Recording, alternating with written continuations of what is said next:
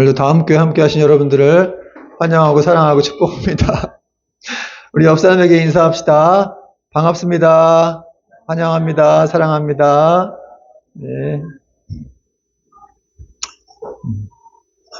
날씨가 너무 많이 덥습니다. 그죠? 벌써 초여름이 됐는데 장마가 또 온다고 하는데 비 피해도 여러분 없으시길 바랍니다. 오늘 말씀의 제목은 생명을 주시는 구원의 문 예수, 생명을 주시는 구원의 문 예수라는 제목으로 말씀 전하겠습니다. 오늘 말씀은 우리가 읽었다시피 이렇게 푸른 초장을 다니면서 이 언덕 저 언덕으로 양들을 끌고 다니면서 이렇게 목양을 하는 그런 목자와 그 양들에 대한 비유, 그런 말씀입니다. 벌써 목가적인 이런 평온한 분위기가 연상이 되기도 하는데요. 저도 이렇게 양들을 좋아해서 한번 우리나라에 그 양이 있는 곳에 한번 가보기도 했는데 참 평화로운 분위기가 연출이 됩니다. 근데 요즘에는 실제 이스라엘에는 그렇게 또 많이 이 목축하는 풍경들이 사라졌다고 그래요. 교통이 또 이렇게 막 발달되고 이러면서 길이 생기고 이러니까 이런 목축하는 이런 풍경 모습들이 많이 사라졌습니다. 어쨌든 오늘 이 말씀, 요한복음 10장의 말씀은 굉장히 중요한 말씀이긴 한데 이 양과 목자. 근데 사실 지난주 우리가 9장 말씀과 또 생각해보면 좀 동떨어지고 뭔가 좀 어울리지 않는 듯한 그런 말씀이 이어지는 것 같기도 합니다. 지난주 9장에서는 예수님께서 자기를 이제 거부하는 이 바리새인들에 대해서 영적인 맹인들이라고 하셨죠. 너희가 본다고 하지만 보지 못하는 자들이기 때문에 영적인 맹인들이라고 말씀하셨는데 오늘 갑자기 또 이렇게 양과 목자 비유를 하신 거예요. 그러니까 뭔가 어울리지 않는 듯 하지만 사실 오늘 이 10장 말씀은 굉장히 기독교적으로도 중요하고 왜 중요하냐? 예수님이 어떤 분이신지를 잘 보여주는 그런 성경 말씀이기 때문에 그렇습니다. 그리고 또 한 가지 이제 자칭 백성들의 목자라고 여겨왔던 이 바리새인들의 실상은 어떤 자들인가 그런 모습을 이제 보여주고 있습니다. 오늘 말씀을 통해서 우리가 이제 어떤 메시지를 들어야 될지 살펴보겠습니다. 1절 보니까 내가 진실로 진실로 너희에게 이르노니 문을 통하여 양의 우리에 들어가지 아니하고 다른 데로 넘어가는 자는 절도며 강도요. 2절 문으로 들어가는 이는 양의 목자라.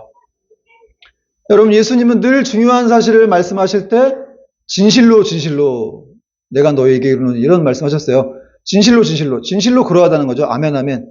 내가 동의한다는 거죠. 진실로. 그러면서 뭐라고 하셨냐면 문을 통해서 양의 우리에 들어가지 않고 다른 데로 넘어가는 사람들은 다 도적이고 강도다. 그러나 이 문으로 들어가는 사람은 양의 목자다. 이 양의 목자는 누구겠어요? 문으로 들어가는 양의 목자는 예수님을 말하는 거죠. 또 문으로 안 들어가고 다른 데로 넘어가는 사람들은 누구겠어요? 바로 바리새인들, 유대의 종교 지도자들을 말하는 거예요. 그렇게 이제 비유를 하신 겁니다. 이런 말씀을 이해하기 위해서는 이제 당시 이 유대의 어떤 이 목축 풍경을 좀 살펴볼 필요가 있는데 이 이스라엘 사람들은 집집마다 양을 키웠어요. 자기 옆에 양을 키웠는데 한 10마리 정도 키웠습니다.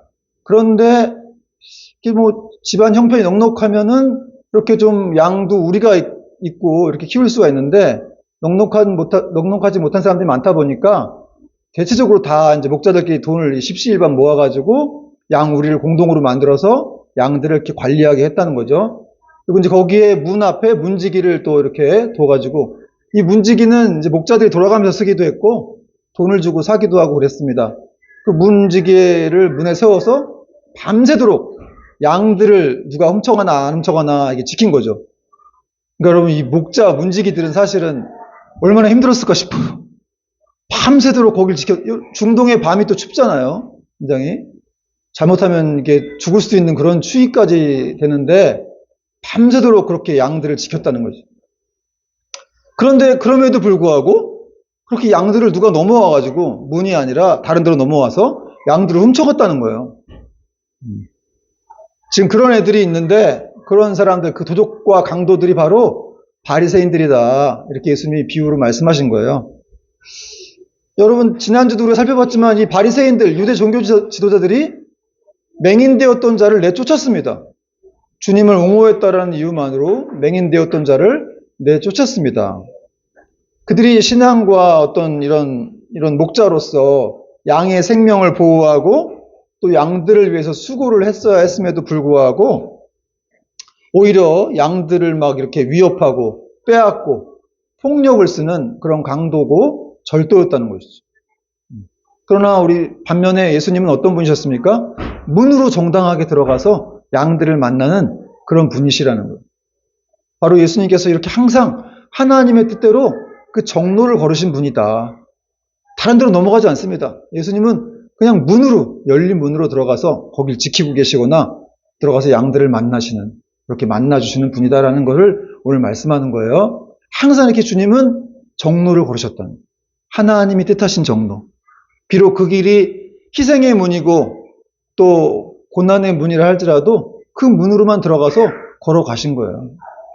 여러분, 우리 주님의 삶을 보더라도 항상 이분은 항상 정로만 걸으셨다는 것을 다른 길은 안 걸었습니다. 항상 하나님이 뜻하신 그 길로만 가셨다는 것이죠.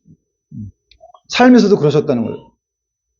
그런 거를 지금 이렇게 말씀을 보여주고 있는데, 제가 이렇게 설교 준비를 하다가 야, 이게 정로만 걷는다고 하는 거, 하나님이 뜻하신 길로만 간다고 하는 것 자체가 얼마나 어렵습니까? 참 우리 주님이 정말 대단하시다. 한 번도 옆으로 빗나간 적이 없다는 거예요. 나는 그렇게 할 수 있을까? 나는 정로만 걸을 수 있을까? 앞으로 목회하면서 정말 이런 바른 길로만, 하나님 뜻하시는 원하시는 길로만 갈 수 있을까? 하는 생각이 들면서 지금도 그러지 못하고 있는 것 같아서 좀 회개가 되었고, 앞으로 더 그렇게 정로를 걸어야 되겠다. 좀 늦더라도, 돌아가더라도 좀 그 길이 희생의 길이고 고난의 길이더라도, 좁은 길이더라도 그 길로 가야 되겠다. 여러분도 그럴 수 있길 바랍니다. 또 우리 주님이 들어가신 이 문은 바로 예수님 자신을 지칭하기도 합니다. 여러분 7절, 8절, 9절 보세요. 7절. 그러므로 예수께서 다시 이르시되 내가 진실로 진실로 너희에게 말하노니 나는 양의 문이라. 8절 읽어보세요. 시작. 나보다 먼저 온 자는 절도요 강도니 양들이 듣지 아니하였느니라. 9절 읽겠습니다. 시작. 내가 문이니 누구든지 나로 말미암아 들어가면 구원을 받고 또는 들어가며 나오며 꼴을 얻으리라. 오늘 주님께서 7절과 9절에서 계속해서 말씀하시는 게 뭡니까? 나는 양의 문이라는 거예요. 내가 바로 양의 문이라는 것이죠. 아, 놀라운 말씀입니다, 여러분. 아주 기독교적으로 가장 본질적인 지금 말씀을 해주시는 거예요. 이게 무슨 말씀일까요? 나를 통하지 않고는 구원받을 자가 없다는 거예요. 내가 문이기 때문에. 내가 구원의 문, 이 양의 문이기 때문에 나를 통해 들어가지 않고는 아무도 구원받지 못한다. 그래서 9절 말씀 보니까 내가 문이니 누구든지 나로 말미암아 들어가면 구원을 받고 또는 들어가며 나오며 꼴을 얻으리라. 꼴이란 말이 생명 이런 말도 되죠. 구원의 생명을 얻게 된다는 거예요. 여러분, 이 세상에 태어나는 사람들에게 가장 공평한 것이 있어요. 뭡니까? 누구나 다 죽는다는 거죠. 누구나 다 죽습니다. 사람은 왜 죽을까요? 성경에 보니까 사람은 자기 죄 때문에 죽는다고 되어 있어요. 그래서 로마서 5장 12절 말씀 보니까 그러므로 한 사람으로 말미암아 죄가 세상에 들어오고 죄로 말미암아 사망이 들어왔나니 이와 같이 모든 사람이 죄를 지었으므로 사망이 모든 사람에게 이르렀느니라. 이 아담 한 사람의 죄를 통해서 이렇게 타락해서 그 죄가 들어왔죠. 그래서 아담의 후손들은 다 죄가 전가되어서 다 사망에 처할 수밖에, 영원한 사망에 처할 수밖에 없게 됐습니다. 그러므로 여러분 지금도 아기들이 맨날 태어나잖아요. 매일마다 아기들이 이렇게 태어나는데 참 그 아기들 볼 때마다 너무너무 예쁘고 사랑스러운데 사실은 그 아기들이 다 죽음의 씨앗을 가지고 태어나는 거예요. 왜냐하면 이 태어나서 사망의 길로 계속 걸어가고 있기 때문에 그렇습니다. 그리고 성경은 한번 사람이 죽은 후에 심판을 받는다. 가는 곳이 있다 이렇게 말씀하죠. 히브리서 9장 27절에 보니까 한 번 죽는 것은 사람에게 정하신 것이요 그 후에는 심판이 있으리니. 심판이 있어요. 사람이 한 번 죽고 그 후에는 아무것도 없으면 좋겠는데 근데 사람이 죽은 후에는 심판이 가는 곳이 있다. 그래서 이 양의 문이 되신 예수님 안으로 들어가야만 모든 사람은 구원을 받고 천국에 이르게 된다는 것이죠. 믿지 않고 그분 안에 들어가지 않으면 정죄를 받고 지옥 형벌에 처하게 된다는 것입니다. 그러므로 이 세상 어떤 사람도 구원이 필요 없는 사람은 있다 없다?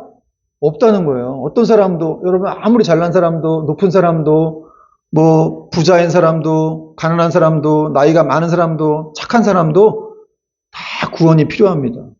다 죄인이기 때문에 구원이 필요해요. 예수님을 영접하지 않고 죄 씻음을 받지 못하면 멸망할 수밖에 없기 때문입니다. 그러므로 여러분 양의 우리로 들어가는 문이 하나이듯이 우리에게 구원의 유일한 문이 되신 분은 바로 예수 그리스도임을 여러분 믿으시기 바랍니다. 예수님만이 유일한 구원의 문이에요. 양의 문이에요. 그런데 여러분 이 문을 놔두고 우리가 종종 이렇게 다른 문도 기웃기웃 거리기도 하고 예수님 말고 또 좋은 게 있나 더 좋은 게 찾으려고 하기도 하고 또 다른 종교의 구원이 있나 이렇게 좀 기웃기웃 거리기도 하고 그런 모습들이 있다는 것이죠. 여러분 요즘에가 아니라 뭐 몇십 년 전부터 유행하던 그 어떤 핫 이슈 같은 게 있죠. 포스트 모더니즘, 종교다원주의입니다. 그래서 모든 종교에는 다 구원이 있다. 다 길이 있다는 것. 산 정상에 올라가는 길들이 밑에서 다 여러 갈래가 있듯이 구원도 그렇지 않냐. 그렇게 말하는 거예요. 그러나 여러분 그런 소리에 현혹이 되면 안 됐죠. 우리가 아주 확실하게 알아야 되는 건 예수 그리스도 외에는 구원의 길이 없다. 이렇게 우리가 확실하게 알아야 됩니다. 여러분 기독교인들 중에도 예수님 말고 또 구원의 길이 있을까? 실제로 카톨릭 신부들이나 뭐 이런 분들은 모든 종교에 구원이 있다라고 얘기도 해요. 그러니까 너무너무 이게 참 힘든 거예요, 사실. 그렇게 말하면 안 되는데 뭐 그렇게 말하는 분들도 있다는 거죠. 여러분 생각해 보세요. 여기 이윤준이라는 사람이 여기 한 사람 있습니다. 이게 진리예요. 근데 저기도 이윤준이 있고 또 저기도 이윤준이 있고 그렇게 말하면 안 되겠죠. 우리 아버지가 한 분이고 어머니가 한 분인데 사람들은 저기도 아버지가 있고 저기도 어머니가 있다. 이렇게 말하게 해서는 안 된다는 거예요. 오직 진리는 하나이기 때문에 그렇습니다. 그러므로 우리가 어떤 상황에서도 정말 이렇게 예수님만이 양의 우리로 들어가는 문이 하나이듯이 오직 구원을 주시는 분, 그 길이 되시는 분, 진리이신 분은 바로 예수님밖에 없음을 우리가 알아야 됩니다. 근데 여러분 그런 사실 자체가 또 굉장히 기독교가 배타적이라고 말하기도 하고 독선적이라고 얘기도 하죠. 여러분 지저스 컴플렉스라는 영어의 관용구가 있는데 무슨 뜻인 줄 아세요 혹시? 지저스 컴플렉스. 아주 독선적이고 이기적인 그런 그리스도인들을 말한다 그래요. 좀 고집불통인 그리스도인들을. 그러니까 기독교가 어떻게까지 이렇게 내려왔는지. 그러니까 그래서 예수님은 좋아하지만 예수 믿는 사람은 별로 안 좋아한다. 이런 말이 있을 정도로. 그러니까 사실은 기독교가 그래서 배타적이고 뭐 독선적이고 이런 말 듣기도 하는데 그래서 그 교회를 안 가게 되는 이유가 되기도 하지만 그럼에도 불구하고 우리는 이 예수님만이 진리라는 사실에 대해서는 양보할 수 없다. 없습니다. 그러니까 우리가 물론 전도할 때 더 겸손하게 섬기며 사랑으로 전도를 해야 되지만 그렇다고 해서 이걸 양보하게 되거나 다른 종교에도 진리가 있다 이렇게 얘기를 해서는 안 된다는 거예요. 여러분 참 요즘 시대에 정말 전도하기도 어렵고 크리스찬으로 살아간다는 것이 참 너무 어렵구나 하는 생각을 해봅니다. 그래서 우리는 더 참 이중으로 더 힘든 것 같아요. 크리스찬이라고 하는 사람들. 그러나 생각해 보십시오. 우리는 구원을 얻은 자 아닙니까? 영생을 가진 자들이에요. 그거 생각하면 뭐 이 정도 힘든 것쯤이야 사실은 아무것도 아니라는 거예요. 예수님이 십자가에 못 박혀갖고 갈기갈기 그 몸이 찢어진 거 그 생각하면 우리의 힘든 거 정도는 사실은 아무것도 아닌 거예요. 좀 욕 좀 먹으면 어떻습니까? 배타적이라고. 뭐 예수님은 그렇게 욕 먹고 매 맞고 그렇게 당하셨는데 우리가 좀 그렇게 욕 좀 먹고 그러면 안 되는 거예요? 그럴 수 있습니다. 자, 오늘 3절에 보니까 또 참 목자는 자기 양의 이름을 불러서 인도한다. 이렇게 말씀합니다. 3절, 문지기는 그를 위하여 문을 열고, 문지기는 그를 위하여 문을 열고. 누군 줄 알고 문을 여는 거예요?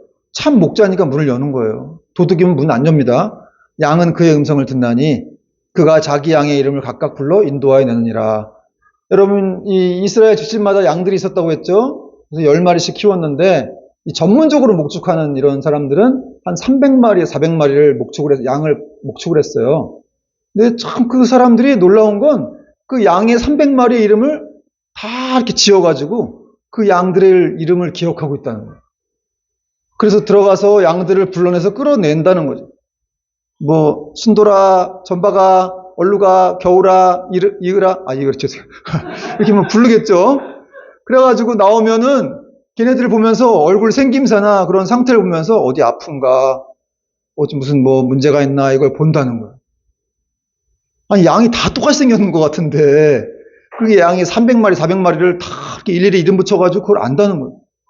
여러분 그렇게 하시는 분이 바로 우리 주님이시라는 거예요. 여러분 한 사람 한 사람, 여러분 우리 주님은 수십억 명 성도들을 양떼로 거느리고 있는 큰 목자시죠. 그래서 여러분이 어떻게 살아가는지, 어떤 모습으로 있는지, 무슨 생각을 하는지, 여러분의 형편이 어떤지 다 알고 있다는 거예요. 그래서 여러분의 생김새라든지 어떤 여러분의 상태만 보고도 얘가 무슨 문제가 있구나. 사실 뭐 저는 뭐 여러분의 마음속으로 생각하는 것도 알 수가 없죠. 그러나 주님은 여러분의 영혼의 상태를 알기 때문에 딱 보고서 상태가 좀 어렵겠구나 하면 그때 이제 개입을 하시고 도와주시고 또 은혜를 주시고 한다는 거죠. 이런 이 내용들을 묵상하다 보니까 정말 내가 이 양 속에 이 300마리, 400마리지만 이 양 속에 내가 들어가 있다는 자체가 여러분과 제가 들어가 있다는 자체가 얼마나 감사한지. 그래서 그 목자가 이름을 다 기억하고 외우는 것처럼 상태를 다 살피는 것처럼 주님이 나를 그렇게 보시고 있구나 하는 게 너무 감사했어요. 그런데 가끔 주님이 때로 이제 우리한테 무관심한 것처럼 이렇게 느껴지게 될 때도 있죠.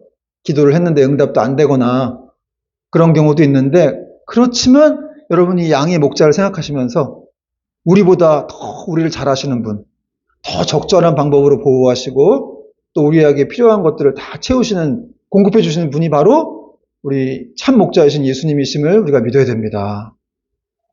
그래서 다윗은 이 사실을 잘 알았기 때문에 시편 23편에서 아주 유명한 고백을 했죠. 여호와는 나의 목자시니 내가 조금도 부족함이 없으리로다.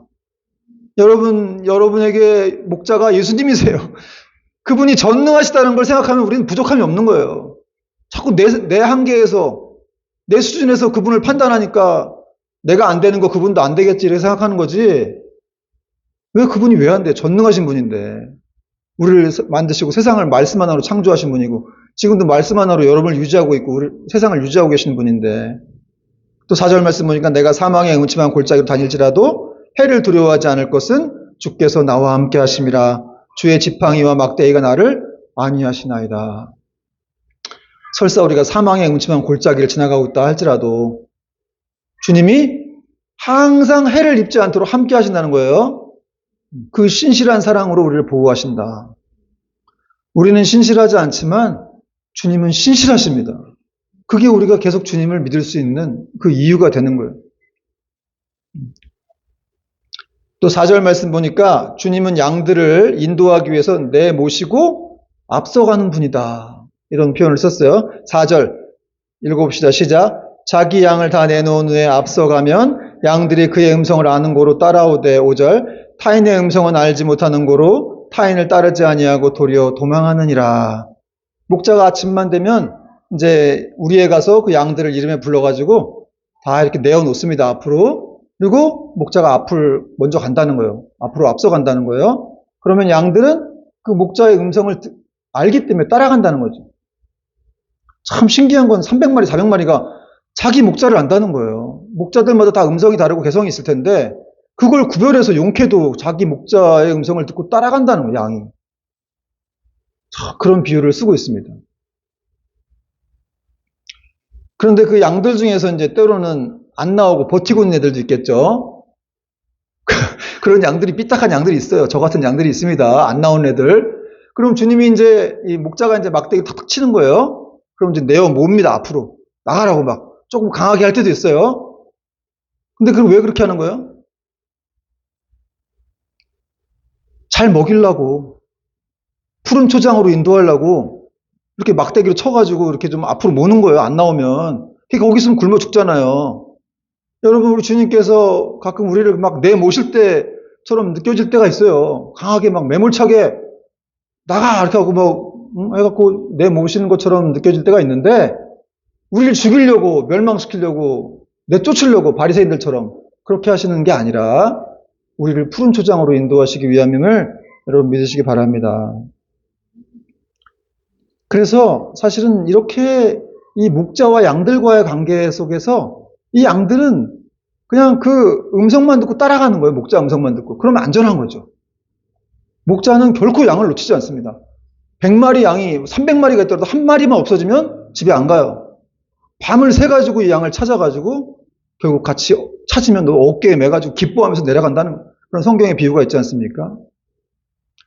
만약에 우리 한 사람 누군가 교회를 안 나오거나 뭐 이렇게 멀리 떨어져 있거나 동떨어져 있거나 혼자 막 슬퍼하고 있으면 주님이 절대 가만히 내버려 두지 않아요.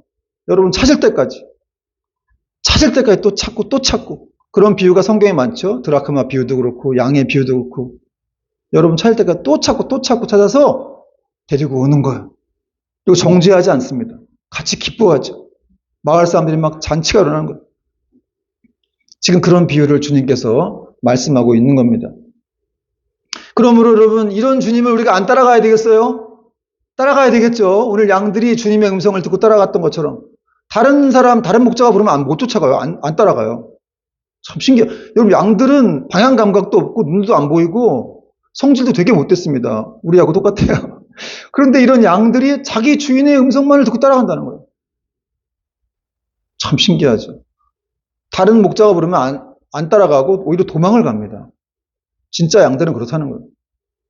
그러니까 우리가 진짜 양이라면 주님만을 따를 수밖에 없어요. 그분의 말씀, 또 그분 자체를 따라가서 이렇게 안전하게 거하게 되는 거죠. 여러분 날마다 주님의 음성만을 따르고 있습니까? 글쎄요.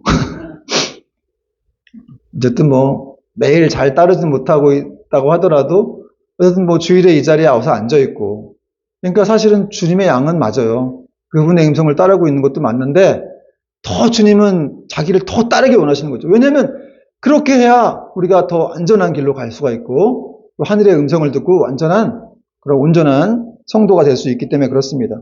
여러분 이 땅을 생각해 보세요. 얼마나 거짓 목자들이 많아요. 우리나라만큼 이단이 많은 데가 없어요. 엄청나게 이단이 많죠. 자칭 예수라고 하는 사람들이 우리 전국에 50명이 넘어요. 뭐 다윗 엘리야 이런 애들은 강원도 엘리야 무슨 뭐 어디 뭐 전북 남양의 다윗 이런 사람들은 엄청 많고 그냥 이단들이 너무너무 많습니다. 그래서 정말 그런 이단들을 거짓 목자들을 생각해보면 우리가 얼마나 사실은 그렇게 또 광명한 천사로 가장을 해서 우리를 속여서 막 이렇게 우리의 영혼을 망가뜨리고 우리 신앙을 무너뜨리려고 하는 그런 거짓 이단들이 많습니다. 그런데 거짓 이단들로 빠지는 이유 중에 하나가 사실은 우리가 어정쩡하게 믿기 때문이에요. 어정쩡하게 주님을 따라가기 때문이에요. 정말 주님을 사랑하면 이단으로 빠지지 않습니다. 그 말씀을 사랑하면 빠지지 않아요. 그래서 우리가 정말 이것이 주님을 깊이 사랑해야 될 이유가 된다는 것이죠. 마지막으로 예수님은 자신이 이 땅에 오신 이유에 대해서 말씀하십니다. 10절 보니까 도둑이 오는 것은 도둑질하고 죽이고 멸망시키려는 것뿐이요 내가 온 것은 양으로 생명을 얻게 하고 더 풍성히 얻게 하려는 것이라. 여러분 주님이 말씀하셨어요. 도둑이 온 것. 이 도둑은 누구라고 그랬죠? 바리새인들. 또 악한 마귀들인데 얘네들이 온 거는 그냥 도둑질하고 죽이려는 것뿐이라는 거예요. 멸망시키려는 것뿐이라는 거예요. 그러나 주님께서 오신 이유는 뭡니까? 생명을 얻게 하고 더 풍성히 얻게 하려는 것이다. 할렐루야. 여러분 이 말씀은 예수님께서 우리를 구원하시고 하늘의 생명을 주셨다는 거예요. 여러분 한 사람 한 사람에게 구원해 주시고 또 그 생명, 하늘의 생명을 잘 살아갈 수 있도록 그 생명을 더 풍성히 할 수 있도록 풍성함을 부어주셨다. 하늘의 풍성함을 주셨다. 다시 말해서 구원받고 난 구원 이후의 삶에서도 어둠의 영향력 속에서 주님이 우리를 보호해 주시고 또 하나님과의 관계 안에서 오는 그런 지속적으로 활기찬 생명과 풍성함을 우리에게 누리게 하셨다. 이런 말입니다. 근데 또 생각해 보면은 우리가 그 풍성함을 진짜 누리고 있나? 그 주님이 주신 하늘의 생명을 우린 잘 누리고 있나? 이런 생각을 또 해봐야 되겠죠. 근데 여러분 많은 성도들이 사실은 이 주님이 주시는 생명과 풍성함을 잘 못 누리기도 해요. 그래서 그 풍성함이 얼마나 큰지 잘 몰라. 그래서 어느 정도 그냥 자기에게 있긴 있죠. 물론 믿는 사람이니까. 그래서 많이 보이진 않고 조금 정도 보여요. 그 사람에게 그 생명이. 여러분 정말 예수 믿기 때문에 여러분은 어떤 고난과 환경 속에서도 막 감사가 넘치고 기쁨이 넘칩니까? 그럼 막 그 생명의 풍성함이 넘쳐나는 거예요. 그러나 반대로 신앙생활 하면서 계속 뭐가 자꾸 시들시들해지고 메말라지고, 교회 와가지고 주님 감사합니다. 뭐 예배 드릴 땐 그런데 또 집에 가면 막 두렵고 불안하고 또 막 이렇게 뭔가 자유함이 없고 또 자주 죄에 빠지고 또 그런 대로 살고 있는데도 불구하고 만족도 없고 감사도 없다. 그러면 이 주님이 주시는 하늘의 생명이 우리 안에 풍성하지 않은 거예요. 여러분 스스로에게 물어보십시오. 나는 지금 어떤 신앙생활을 하고 있나? 정말 주님이 주시는 이 생명의 풍성함으로 나는 이렇게 정말 자유한가? 기쁜가? 두렵지 않은가? 어떤 상황 속에서도 저 어떤 선교사님 얘기를 들었는데 젊으신 분인데 공부도 많이 하시고 집안도 좋으신 분인데 그렇게 그냥 이 땅에서 살아도 잘 사시는 분인데도 다 접고 그냥 해외 그 아프리카 뭐 중국 인도 이런 오지로 가가지고 선교를 하시면서 거기 있으니까 뭐 불편한 것도 많겠죠. 자녀 교육시키는 것도 많이 힘들고 할 텐데 그런데 가서도 이렇게 막 뭐 이렇게 원두막 이런 밀림 같은 데 들어가서 애들을 원두막에 오두막에 모아놓고 가르치고 있는데도 서로 그렇게 막 기뻐하면서 예수님을 찬양하는 그런 모습들, 그런 영상들을 본 적이 있는데 와, 참 감동이더라고요. 아무것도 없는데 그렇게 기뻐해요. 우리는 자녀 교육 못 시키는 것도 참 걱정되고 그래서 어딜 못 가기도 하는데 그분들은 그런 데 가가지고 뭐 이 밀림 같은 곳에서도 얼마든지 그렇게 주님 안에서 오시는 주님과의 교제를 통해서 누리는 그런 생명과 풍성함을 누리고 있다는 거예요. 또 네팔 성도 이야기들을 들었는데 네팔에 한국인 선교사가 교회를 세웠어요. 하여튼 한국인 선교사님 대단하십니다. 어느 나라는 다 교회를 세웠는데 교회가 너무 멀어서 이 전도한 네팔 성도들이 교회까지 가려면 걸어서 4시간을 걸어가야 된대요. 근데 거기까지 간 거예요. 가가지고 가면서도 막 할머니인데 너무 다리가 아프니까 이렇게 쫄록쫄록 오시면서 교회를 가세요. 가서도 막 기쁨하게 찬양하고 막 좋아하고. 그러니까 돌아올 때 4시간, 갈 때 4시간. 왕복 좀 쉬었다 가면 한 10시간 되겠죠. 그러니까 하루가 가는 거예요. 그런데도 불구하고 그렇게 기쁨이 넘치고 감사가 있고 네팔 성도들 이야기를 들었어요. 또 교회 건축해야 되는데 교회가 막 부족하니까 성도들이 가난하니까 뭐가 있겠어요. 그래서 염소들을 다 이렇게 키운대요. 그래서 염소를 집집마다 키워가지고 염소 한 마리가 20만 원인데 그게 네팔 사람들의 한 달 월급이라고 하더라고요.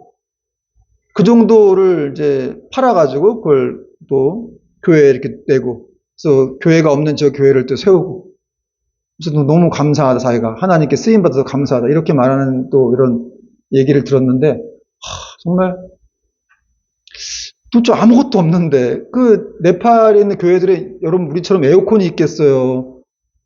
되게 더운 거 알죠? 그 또 사람도 굉장히 많아요. 그 속에서 너무 덥고 힘들고 열악하고 한데도 기쁨과 감사로 예배를 드린다. 여러분 이런 모습들이 바로 하나님과의 관계 속에서 오는 그런 기쁨, 생명력이에요. 어떤 사람에게는 활기찬 생명력이 더 있고 어떤 사람에게는 생명력이 있는지 없는지도 모르는 사람도 있어요. 그러니까 참 어떻게 보면 안타깝기도 하고 불행하기도 한 거죠. 그래서 어떤 사람에게는 그 생명력이 보이질 않아가지고 아침에 일어나가지고 잠깐 뭐 하나님 안녕하세요. 뭐 아침 뭐 식사 기도할 때 정도 잠깐 눈 감았다 떴다 하는 정도로밖에 그에겐 생명력이 보이질 않아요.